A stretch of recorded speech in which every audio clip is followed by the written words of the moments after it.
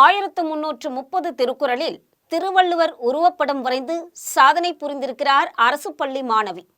விழுப்புரம் மாவட்டம் செஞ்சி அருகே மேல்களவாய் கிராமத்தில் சுந்தர் கோகிலா தம்பதியரின் மகளான பிரதீக்ஷா அரசு நடுநிலைப்பள்ளியில் 7ஆம் வகுப்பு படித்து வருகிறார்.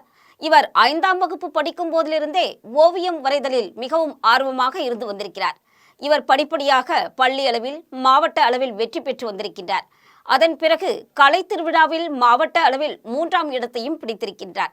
அப்படியே படிப்படியாக ஓவியத்தில் ஆர்வம் காட்டிய பிரதீக்ஷா பெஞ்சல் புயல் விடுமுறையின் போது திருவள்ளுவர் சிலை 25ஆம் ஆண்டு வெள்ளி விழாவை முன்னிட்டு 1330 திருக்குறளால் திருவள்ளுவர் உருவம் வரைந்து சாதனை படைத்திருக்கின்றார்.